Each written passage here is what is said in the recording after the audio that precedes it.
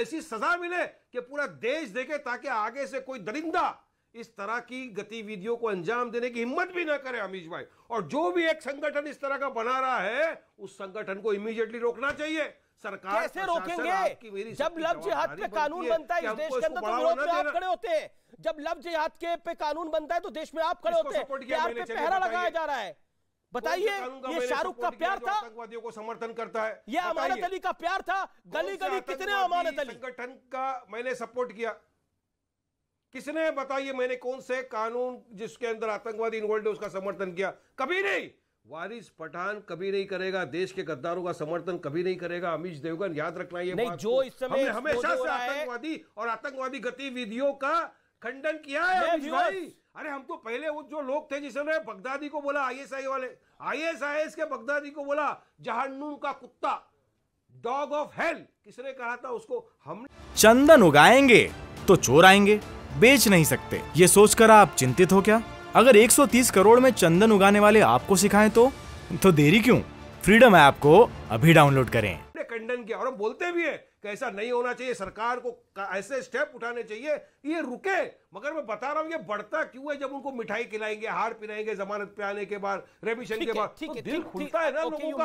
वो नहीं होना चाहिए, दिल नहीं खुलना चाहिए, डर बैठना चाहिए लोगों के दिल में, दिमाग में। आपने लेट ज्वाइन करा है, बिठाओ लोगों के दिमाग में। एक सेकंड, मेरे व्यूअर्स जो इस समय लेट ज्वाइन कर रहे हैं और मैं सोशल मीडिया पे देख रहा हूं, people are reacting to this story. और देखिए, सिर्फ रिएक्ट करने से कुछ नहीं होता। अगले 50 मिनट आप जरूर देखिए जो हम बातें कह रहे हैं, जो हम कार्यक्रम दिखा रहे हैं। हमारा मकसद आपको आगाह करना है, हमारा मकसद इस देश की अखंडता को बनाए रखना है, हमारा मकसद है कि हमारे देश में बेटियां सुरक्षित रहें। लेकिन ये एक नए टाइप का हैवानियत वाला आतंकवाद है, जिसके अंदर मारा नहीं जाता, जिसके अंदर प्यार किया जाता है और प्यार के बाद सब कुछ किया जाता है। प्रोफेसर रागी, देखिए अमित जी, लव जिहाद की बात हिंदुओं ने नहीं की थी। लव जिहाद की बात जो है वो केरला में शुरुआत हुई थी, वहां के चर्च ने इसकी शुरुआत की थी, हिंदुओं ने नहीं कहा था। और ये मामला यहाँ के पुलिस ने इंक्वायरी में पाया था। हमें भी लोग बहुत बताते हैं, जब मैं एक इस प्रकार का डिबेट कर रहा था तो केरला से हिंदू महिलाओं ने फोन करके कहा था कि ये रैम्पेंट है, लेकिन इसको न मीडिया, वहाँ की लोकल मीडिया तूल देती है, न ही सरकार इसके खिलाफ एक्शन लेती है। एक बात। दूसरी बात, ये सवाल सिर्फ यहाँ का नहीं है, अंकिता का नहीं है, मैं आपको पूरा गिनवा सकता हूँ। हजारीबाग में दलित महिलाओं को उठा बैठक करवाना, ये लव जिहाद का जो नेटवर्क है, ये एक जिहाद का हिस्सा है। आपको एक थ्योरेटिकल बात बताना चाहता हूं कि दारुल हर्ब और दारुल इस्लाम नाम के एक कॉन्सेप्ट है, यानी कि जो इस्लाम का शासन जहां नहीं है वहां पर हमको इस्लाम का शासन कायम करना है। ये कैसे हो सकता है? जब आप उनकी डेमोग्राफी को में परिवर्तन कर देंगे। आप डेमोग्राफी में कैसे परिवर्तन करेंगे? तो आप जो है वो या तो आपकी जनसंख्या बढ़े या आप उनका धर्मांतरण कराएं। जो स्टोरी इस समय न्यूज़ 18 एक्सपोज कर रहा है, मैं उसी को समर्थन दे रहा हूं, मैं उसी को समर्थन कर रहा हूं। मुझे समर्थन नहीं चाहिए, मैं सीधा सवाल आपसे पूछ रहा हूं। इस दुनिया में एक आतंकी संगठन है अंसारुल बांग्ला नाम का, जो यही सब कुछ करने के लिए बना है। ये पता था आपको इससे पहले?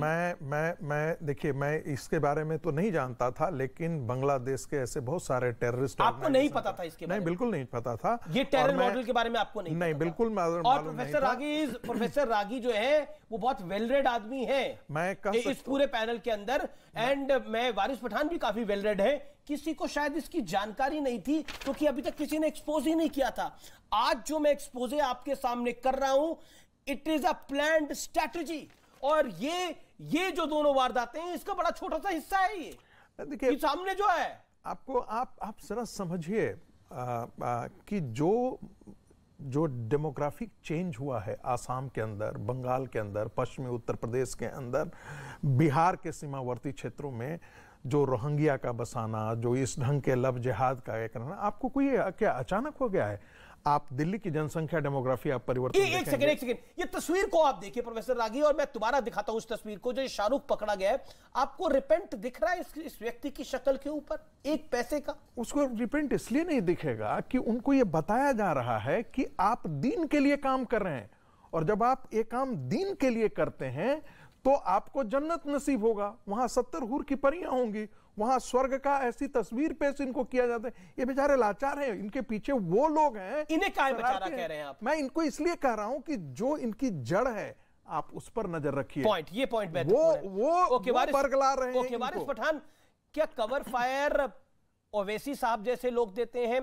कवर फायर समाजवादी पार्टी जैसी पार्टियां देती हैं, आरजेडी जैसी पार्टियां देती हैं कवर फायर इस पूरे घटनाक्रम को? नहीं अमीश भाई, गलत इल्जाम है। हम लोग क्यों कवर फायर देंगे इस घटना इल्जाम को? हम लोग कभी भी कवर फायर नहीं देते। हम उनकी तरह नहीं है कि जो बलात्कारी बाहर आ जाए तो उसको फिर मिठाई खिलाते हैं, फूल हार पिनाते हैं। हम उनकी तरह नहीं है कि जो मॉब लिंचिंग करने के बाद जेल में चले जाते हैं, बाहर आने के बाद उनको भाजपा के नेता जाके मिठाई और हार पिनाते हैं। ये तो उनको कवर फायर वो हुआ ना। हम तो खंडन करते, निंदा करते और बोलते भी है ना कि कानून के तहत उनको सजा दो ना। हम तो चाहते हैं कि सजा मिले ऐसे दरिंदों को। हम तो चाहते हैं ना जो भी ऐसे के संगठन अगर इस तरह का कोई बनाए, अमीश भाई तो मुझे नहीं पता है, आपने मुझे बताया अभी चैनल के माध्यम से, तो अगर इस तरह का कोई संगठन बना है तो बड़ा गलत है, ऐसा नहीं होना चाहिए। बना हुआ है, बांग्लादेश में भाई, वो बांग्लादेश से ऑपरेट कर रहा है। बोलने से क्या होगा? बांग्लादेश से ऑपरेट कर रहा है। वो बांग्लादेश में भेजो ना वो इंडियन। तो अरे तो मोदी जी को बोलिए बांग्लादेश में फोन करेंगे, आपकी तो सुनते हैं मोदी जी, और बंद कराइए उसको, वहां से बंद कराइए, पोर्टल को बंद कराइए, मानसिकता कैसे बदलेंगे? हर तरफ से उनको कानून बनाया, लव जिहाद का विरोध आप कर रहे थे नहीं कर रहे थे? लव जिहाद का कानून का विरोध कौन कौन कर रहा था?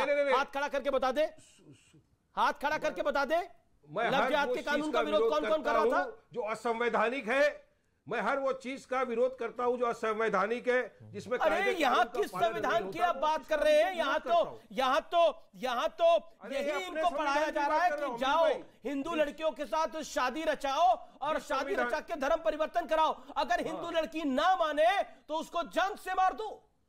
आप कह रहे हैं कि हम संविधान की बात करते हैं, हम संविधान की बात करते हैं, लेकिन देखिए ना संविधान की बात क्या हो रही है। संविधान के अंदर तो किसी पार्क को भी धर्म नहीं दिया जाता, लेकिन इस देश में तो पार्कों का भी धर्म हो गया है, ग्राउंड का भी धर्म हो गया है। ईद का मैदान के ऊपर गणेश चतुर्थी नहीं हो सकती जी।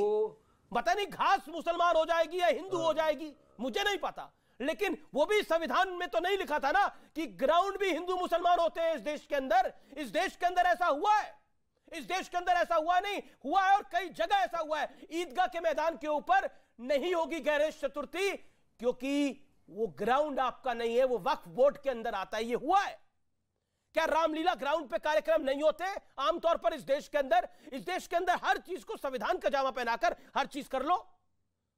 संविधान का एक लिफाफा है, उसमें हर चीज उड़ेल लो और फिर बोलो हम तो संविधान के दायरे में सब कुछ कर रहे हैं। इस देश में ग्राउंड भी हिंदू मुसलमान हो गए हैं जी, ग्राउंड तक हिंदू मुसलमान कर दिए गए। अगर ईदगाह का मैदान है तो वहां गणेश चतुर्थी नहीं हो सकती, लेकिन रामलीला मैदान पे सारे कार्यक्रम हो सकते हैं, होते हैं, बिहार से लेकर दिल्ली तक, दिल्ली से लेकर आगे तक। ऐसा इसलिए होता है अमीश जी कि ऐसा इसलिए होता है कि हिंदू सर्वग्राही है, समन्वय हमेशा चाहता है। सवाल मैं बार बार यही उठा रहा हूं, क्या दूसरे तरफ भी ऐसी मानसिकता है क्या? और मैं बहुत जिम्मेदारी के साथ कह रहा हूं कि दूसरे तरफ ऐसी मानसिकता नहीं है।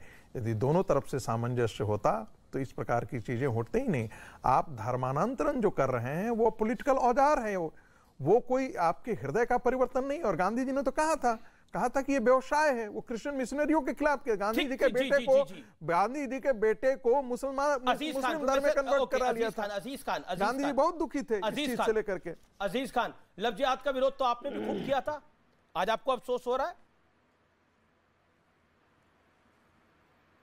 देखिए अमीश जी, ऐसा है कि जो भी चीजें संविधान के खिलाफ होंगी, संविधान के दायरे में नहीं होंगी, समाजवादी पार्टी उस चीज का विरोध करेगी। अभी ये तमाम बातें जो आप रख रहे हैं कि साहब शाहरुख ने ऐसे किया, अमानत अली ऐसे, भाई ये कानून के दुश्मन है। ये लोग ये कानून के दुश्मन है। इनको जितनी सख्त सजा हो पाए उतनी सख्त सजा इनको मिलनी चाहिए। पहली बात, ये कानून का मसला है, ये लॉ एंड ऑर्डर का मामला है। इस लॉ एंड ऑर्डर के मामले को भी संगीत रागी जी कह रहे थे साहब दीनी मामला है, दीन का। इससे दीन से क्या मतलब है? अगर कोई भी शख्स किसी भी तरीके का अपराध करता है तो उसको सजा मिलनी चाहिए, और वो सजा शाहरुख को मिलनी चाहिए, वो अमानत अली को मिलनी चाहिए। उसको सजा क्या? बड़ी अच्छी बात बोली। नहीं, आई एम ग्लैड। मैं खुश हूं आप इस तरह की बात कर रहे हैं। एक सेकंड, बहुत अच्छी बात आपने बोली। उस आदमी, उस व्यक्ति, अजीज भाई आप ही से, अजीज जी आप ही से सवाल पूछ रहा हूं, अजीज जी आप ही से सवाल पूछ रहा हूं, आपने बड़ी अच्छी बात बोली, आपने बड़ी अच्छी बात बोली, मुझे बहुत अच्छा लगा। आपने बोला कि देखिए ये कानूनी मामला है और कानून के तहत कार्रवाई होनी चाहिए, बिल्कुल अच्छी बात है। उन लोगों के खिलाफ भी कानून के तहत कार्रवाई होनी चाहिए जो कवर फायर देते रहे लव जिहाद जैसी वारदातों को, उनके खिलाफ कानूनी कार्रवाई होनी चाहिए कि नहीं होनी चाहिए? हाँ या ना में जवाब दीजिएगा। सर अमीश जी मैं हाँ ना में जवाब।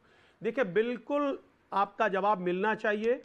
हम उन लोगों की बात नहीं करते जो महिलाओं के सम्मान की बात करते हैं, महिलाओं की इज्जत की बात करते हैं। आप बताइए कि बिल्किस बानो के साथ किस तरीके से दरिंदगी हुई, उनके परिवार को मार दिया गया और उनके आरोपियों को छोड़ दिया गया, बाइज्जत छोड़ दिया गया, और उनका फूलमाला पहनाया जा रहा है, उनका स्वागत किया जा रहा है। कठुआ में गैंग रेप हुआ, और आज जो बैठे हैं लोग जो टीवी चैनलों पे बड़ी बड़ी बातें करते हैं, उनके मंत्री, उनके विधायक बाकायदे यात्रा निकालते हैं।